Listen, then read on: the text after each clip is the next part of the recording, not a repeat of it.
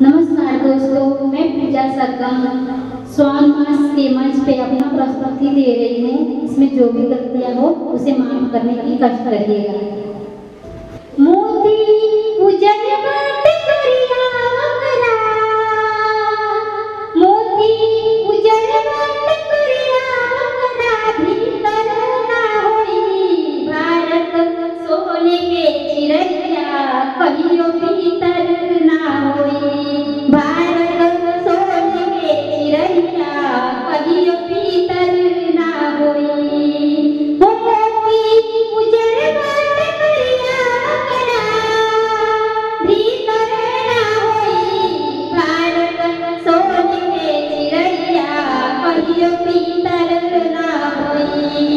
उड़ी गइल बा सुगनवा फेरू, उड़ी गइल बा सुगनवा फेरू, भीतर ना होई भारत सोने के चिरैया, कहियो भीतर ना होई भारत सोने के चिरैया, कहियो भीतर ना होई।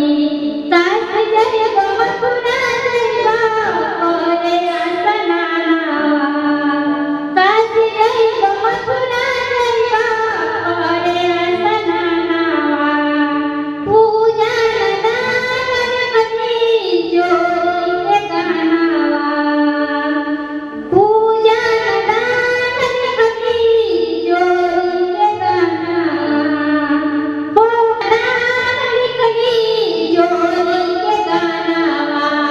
कुकुर गंगा में नहाई था, कुकुर गंगा में नहाई था, पवित्र ना होई भारत सोने के चिरैया, कहियो भीतर ना होई भारत सोने के चिरैया, कहियो भीतर ना होई।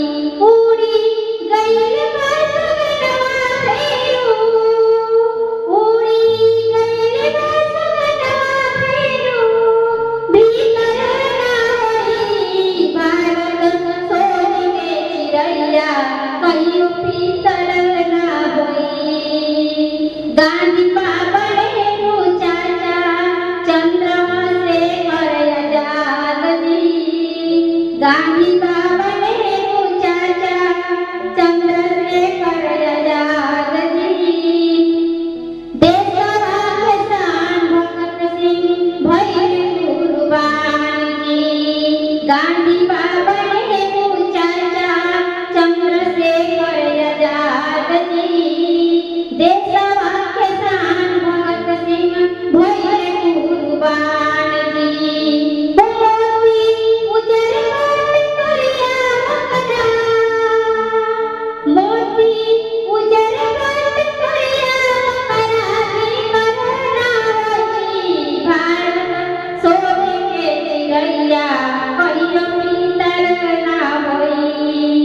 उड़ी गइल बा सुगनवा फेरू, उड़ी गइल बा सुगनवा फेरू, भीतर ना होई भारत सोने के चिरैया, कहियो भीतर ना होई भारत सोने के चिरैया, कहियो भीतर ना होई, कहियो भीतर ना होई। जय